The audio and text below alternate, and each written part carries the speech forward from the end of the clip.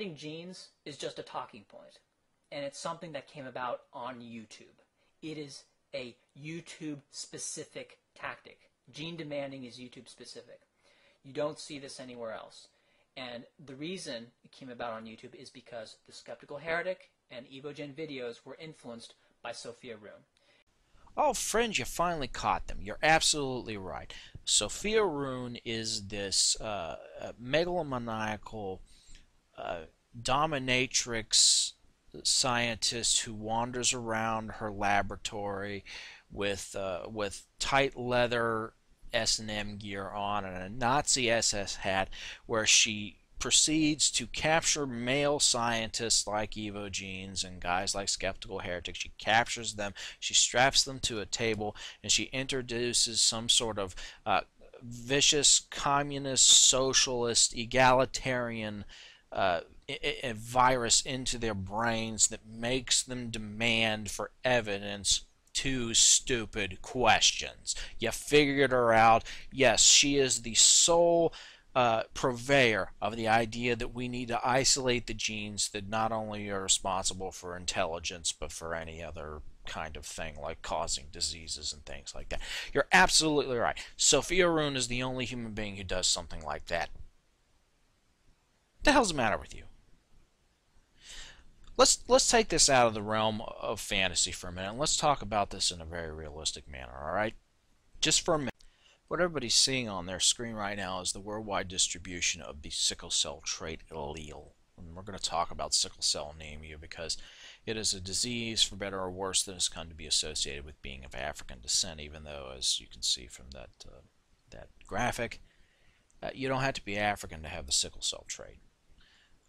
Why does sickle cell trait even exist, and therefore sickle cell anemia, which is a side effect of this? Well, the reason that it evolved is twofold, and I'm going to, rather than explain this directly myself, I'm going to read to you out of my current textbook, and McElroy and Patricia K. Townsend, Medical Anthropology and Ecological Perspective, 5th edition. This will also be linked in the low bar.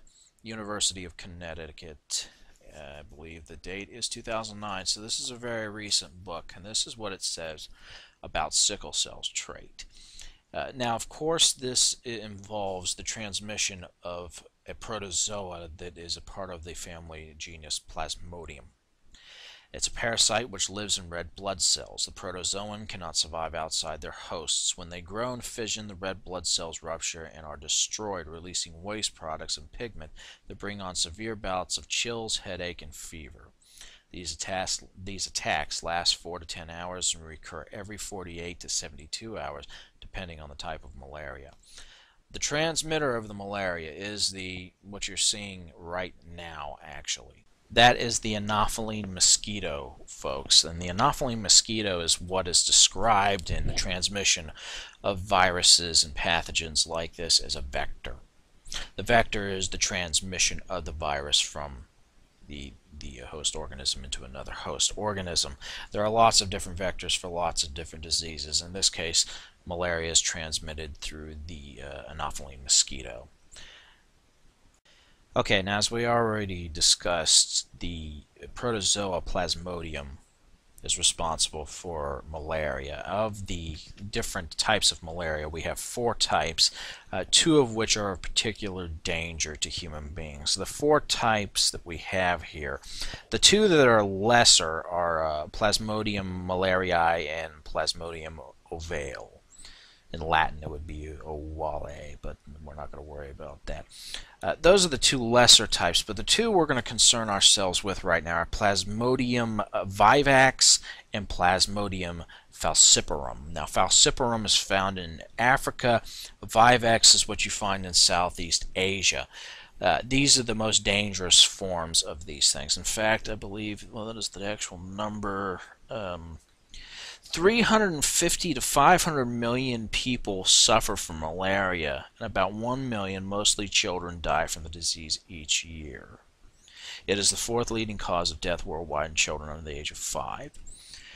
And this is really what we're talking about when we're talking about the description of sickle cell trait coming into existence. Now, why did it come into existence? Well, That's interesting because it's a matter of ecology. Humans modifying their environment to enable the Mistopheles, not the Mistopheles, but the Anopheles mosquito to breed in a way that it didn't before. I will continue from the biological anthropology ecological perspective reading.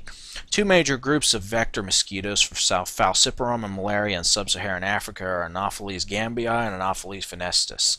The two species have very different ecological niches. Fenestus mosquitoes breed along shaded river edges and in swamps in undisturbed tropical forests. Gambii mosquitoes breed best in open sunny pools and in ditches with slow-running water. When African forest dwellers lived as hunters without permanent village sites, there were relatively few breeding areas for gambii mosquitoes. Fenestus mosquitoes fed on other animals and rarely on humans, and the incidence of malaria for humans was low. This was before the introduction of agriculture, ladies and gentlemen. The introduction of agriculture into sub-Saharan Africa about 2,000 years ago set off a migration by Bantu tribes and changed the ecology of the tropical forests. Iron tools made it possible to clear the vegetation effectively. Livingston, 1958. Clearing forests and cultivating root and tree crops greatly increased the breeding opportunities of the gambii mosquitoes. Domesticating plants and storing surplus meant that more people could be supported in one place than had been possible through hunting and gathering. This shift in settlement pattern also benefited mosquitoes. Agricultural villages provided not only sunlit stagnant pools for breeding, but also a feast of human blood. This may have been the period in which Plasmodium falciparum began to adapt to human red blood cells as previous mammalian hosts decreased. Changes in the mosquito parasite niches created serious disease problems for human population. The health costs of the new subsistence strategy were high. Now, the human body responded to this. It responded by evolving a defense against malaria. In this case, and we're going to talk about Vivax and falciparum, they're the most dangerous types. The evolution of this was the sickle cell trait. Now, when you have people that have the expressive allele that causes sickle cell anemia, you work out the Mendelian square, you can see what happens. And then you have the sickle cell trait that actually is beneficial and gives you the immunity to malaria. Now, you can still suffer an ill effect of this with hypoxia, but you're not nearly as effective as somebody with the actual anemia. This is a direct result of humans changing their ecology, being infected with a pathogen that they didn't have before, and then evolving a defense against it. And it's not perfect. But that's a genetic thing. We can trace that. Now, the inference here, and Fringe likes to talk about lack of inference. Well, you can't even infer this, but modern biology would fall apart without the inference. Now, the inference here is that we have a tropical area, 4 different types of malaria. Humans intervene and create breeding grounds for these mosquitoes. The mosquitoes begin to infect them with Plasmodium falciparum and Plasmodium vivax in Southeast Asia. Humans evolve a trait to go against it. But it's not racial. It's geographical in nature. You see this show in the Middle East. You see it show everywhere where malaria is a vector and human populations have adapted agriculture. Now, what is the unifying thing there? Agriculture. Why do humans evolve agriculture? They do it to feed themselves. They do it because it is a way of exploiting the environment without needing to move around as a hunter-gatherer group. That is only made possible by the humans' evolved civilization, not just socially, but mentally. The ability to pass knowledge on. This is something universal to humans. This is an example of how we evolved to exploit our environment, and there was a consequence to it. The consequence then caused a biological reaction. A real, tangible reaction, something that we can measure. Genetically, we can see these things going on. As I said, all you have to do is have a simple Mendelian square to work out 2 people who have the sickle cell trait and what their children may have. That's all that's needed. It's not even that complicated. But we know where the genes are. We know what they do, and we know how they do it. We understand how they came into existence. Malaria is an incredibly important pressure on humanity in terms of transmission of disease. We evolved to respond to that. But it is only a result of our civilization modifying the environment that this biological reaction occurred. We do that with our cerebellum, our brain, everything that comes along with it. And this is universal across the board. Don't forget, do not forget, that every civilization has experienced points in time when they are extremely sophisticated, followed by crashes and dark ages where knowledge is lost. And it's almost like hitting the reset button. It happened about 15 to 1200 in Greece and in the Mediterranean. It happened after the fall of the Roman Empire.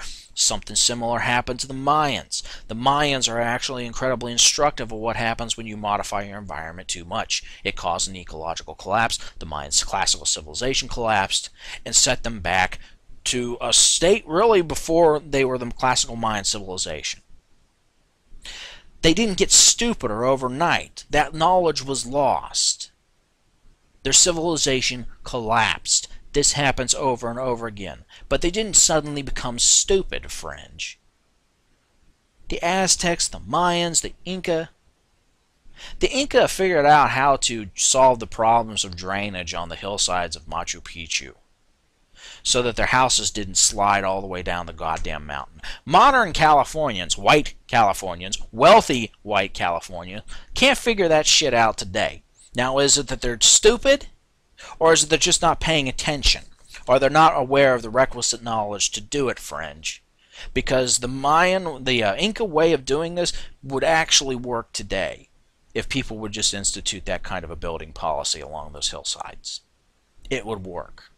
It would cost a lot, and we know how you guys are so despising of the government making regulations. But they didn't just become stupid overnight. The human brain has evolved to exploit any situation. And that way you might say it's something like a tabula rasa. Now, what causes the brain to be able to do that? We're not sure yet. That's why we're trying to work out the genetics of it. And we need to understand where every gene fits into the situation, because genes can govern multiple different aspects of things. Sophia tried to tell you that. What did you do? You launched off on apparently a 26-minute rant. I haven't watched it because I frankly don't want to. Why? Listening to you complain about the fact that Sophia's smarter than you? We already know that.